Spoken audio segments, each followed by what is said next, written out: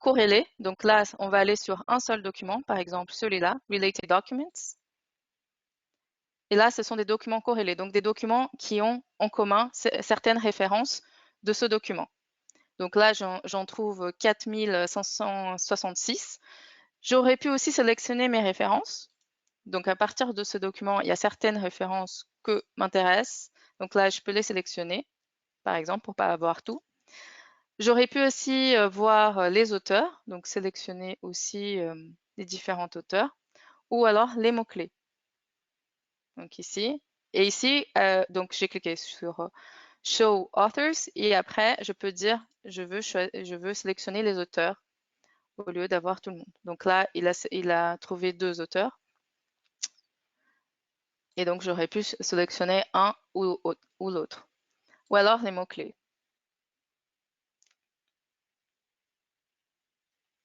Ici. Donc là, j'ai beaucoup de références par rapport à ces mots-clés-là. Et donc après, je peux choisir les mots-clés qui sont plus pertinents.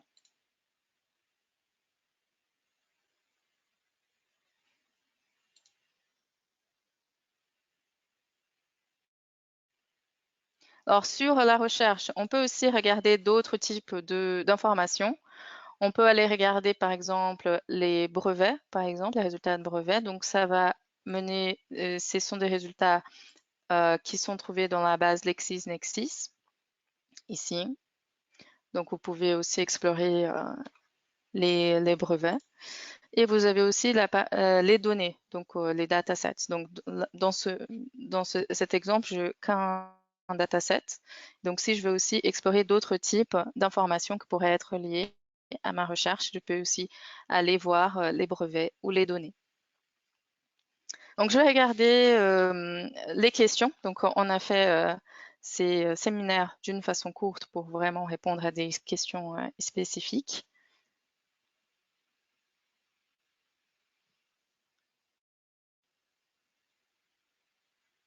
Alors, il y a une question sur la différence des quand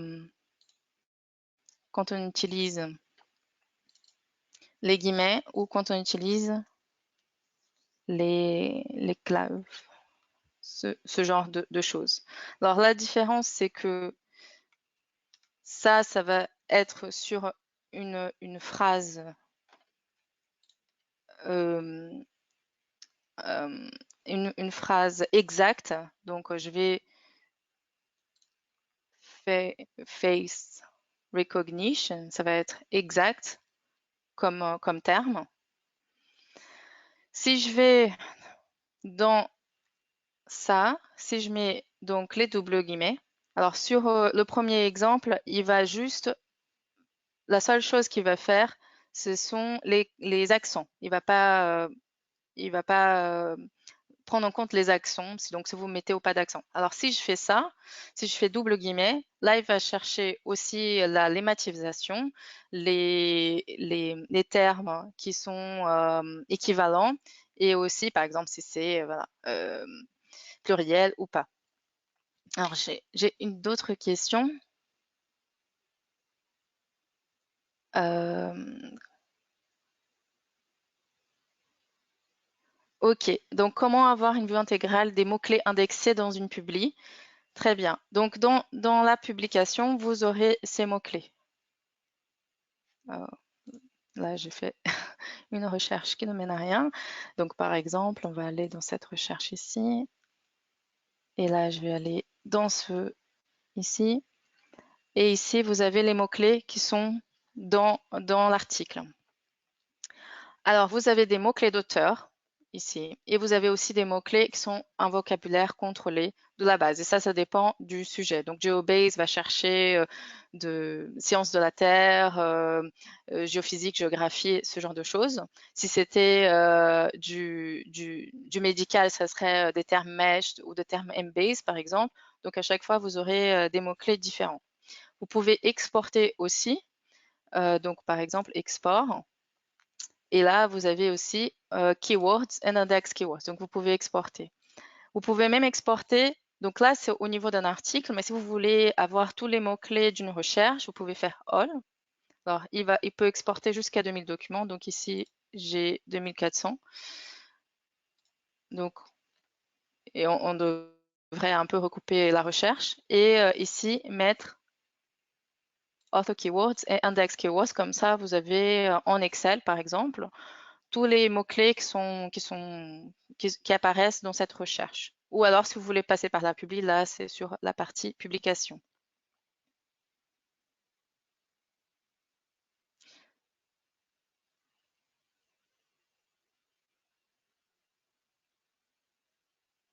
Alors, il y a une question sur quels sont les éléments communs entre la référence sélectionnée et ses related documents. Alors, les related documents, ce sont des documents qui ont les mêmes références que ce document. Donc là, par exemple, je vais prendre celui-là.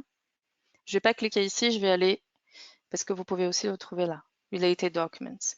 Et là, c'est basé sur les références de ce document, par exemple. Et donc là, s'il y a plusieurs références qui sont communes, ils vont apparaître dans Related Documents. Donc ça, c'est la différence. Alors maintenant, si je veux chercher sur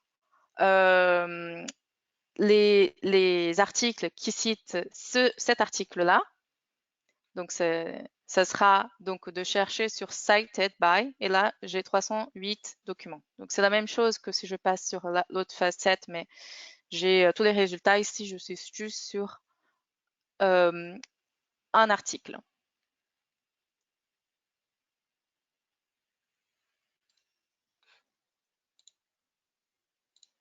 Alors, il y a pas mal de questions, donc je vais voir si on aura le temps de toutes les faire.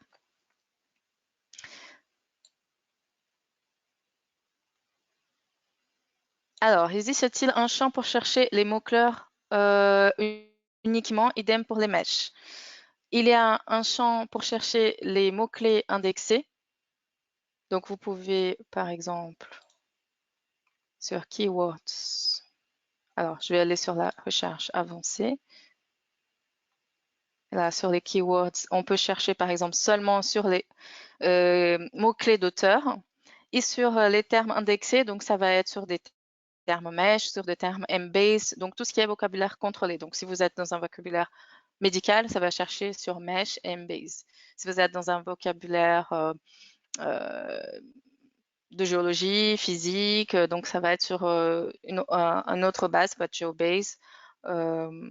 Ou si c'est des vocabulaires contrôlés, cette fois-ci du côté ingénieur, ça va être sur Copendex. Donc ça, on ne peut pas distinguer sur quelle base on va chercher, mais ça, ce serait que les vocabulaires contrôlés, et ici, que les mots-clés d'auteur. Donc, on peut utiliser ces deux champs.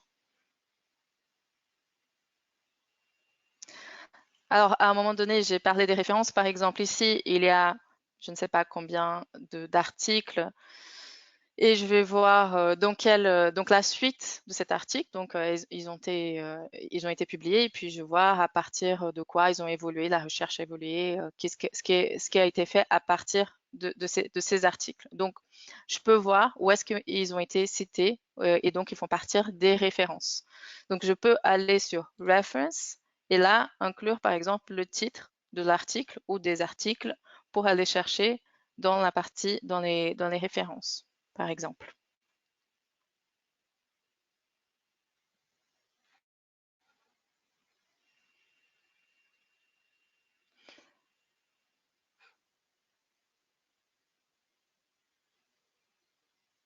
Alors, une question sur les nouveaux résultats. Alors, si on fait une recherche plus tard pour voir les nouveaux résultats, comment faire? Le mieux, le plus facile, c'est de sauvegarder les recherches. C'est-à-dire que vous faites une recherche, par exemple, sur ça, là, c'est celui-là,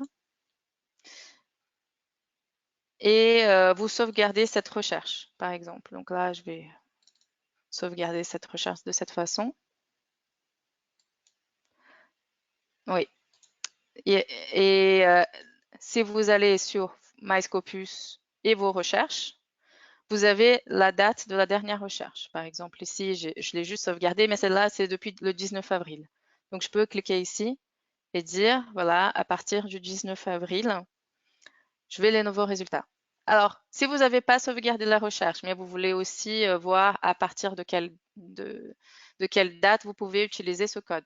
Donc, origin load date after. Et là, 2019 04 19.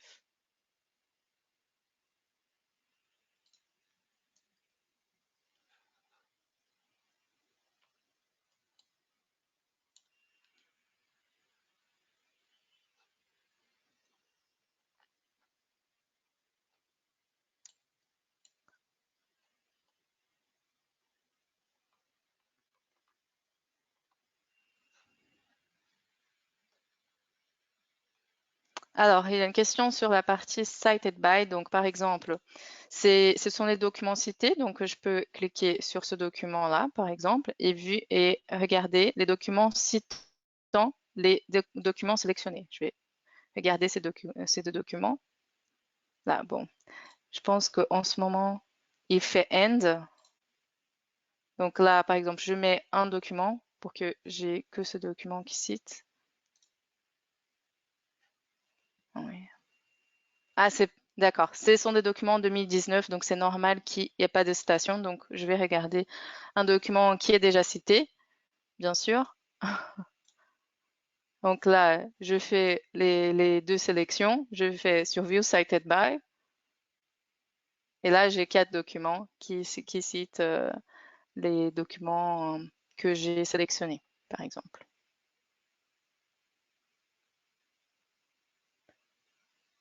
Donc, à partir de là, je peux aller voir ce qui est, donc à partir d'une recherche, ce qui a été fait ici.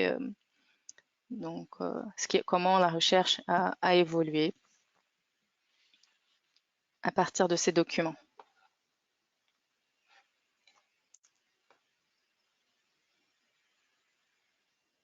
Bon, le webinaire touche à sa fin. Je vous remercie pour votre attention. Euh, si pour les questions que j'ai pas pu évoquer, vous pouvez toujours m'envoyer un email. Et surtout au prochain webinaire, ce sera sur les métriques. Donc, on va vous montrer plus sur l'impact des recherches et comment utiliser les métriques, quelles sont les métriques qui sont disponibles dans Scopus. Demain, vous recevrez l'enregistrement de ce webinaire avec aussi le lien pour les prochains webinaires. Merci, au revoir.